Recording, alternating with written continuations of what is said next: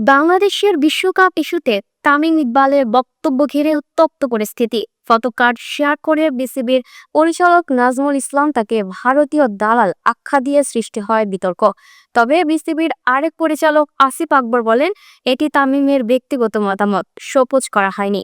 তামিমের বক্তব্য, বোর্ডকে হুটহাট সিদ্ধান্ত না নিয়ে চূড়ান্ত অবস্থান প্রকাশ করতে হবে। বিস্তারিত দেখুন প্রতিবেদনে।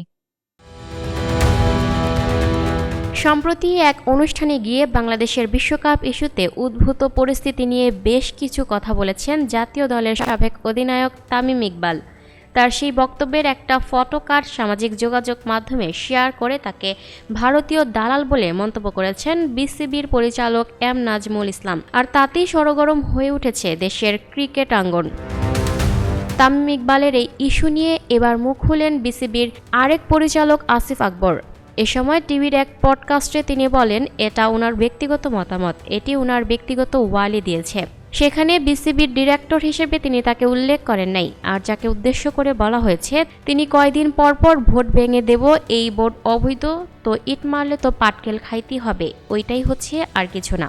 আসিফ আকবর আরও বলেন, আমরা 25 জন ডিরেক্টর আছি, এখন 26 নম্বর ডিরেক্টর এসে যদি বলে বোর্ড ভেঙে দিব, এই বোর্ড অবৈধ, এই বোর্ড আমি মানি না। কিন্তু এই বোর্ডের সাথে ফাঁকে ফাঁকে ব্যবসাও করেন উনি।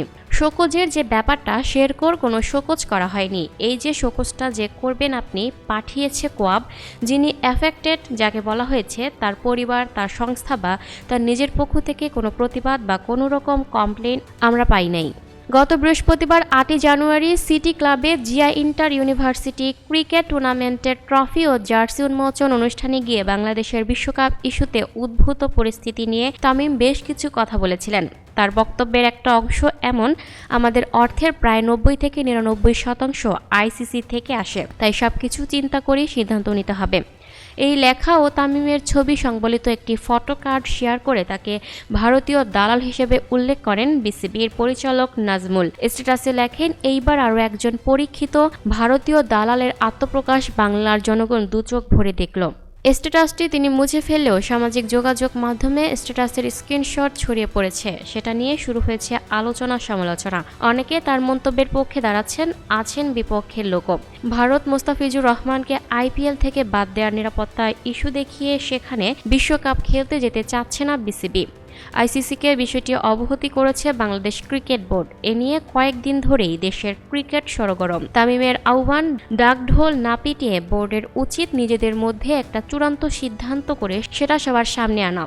তামিম বলেন, আপনি হুটহাট সিদ্ধান্তটা নিয়েন না। আর হুটহাট সিদ্ধান্তের চেয়ে বড় কথা হলো, আপনি এরকম পাবলিকলি কমেন্ট করে ফেলেন, বিভিন্ন ডিরেক্টর বিভিন্নভাবে কমেন্ট করছেন, এটাতে একটা আনসার্টেন্সি খামাখা তৈরি হয়ে যায়। আমি শিওর ওখানে যোগ্য লোকজন আছে, বাংলাদেশের গভর্নমেন্টের এখন যারা আছেন, ওনাদের নিজেদের ইন্টারনালি একটা ডিসিশন নিয়ে ফাইনাল একটা ভার্ডিক্ট সবার সামনে আনা উচিত।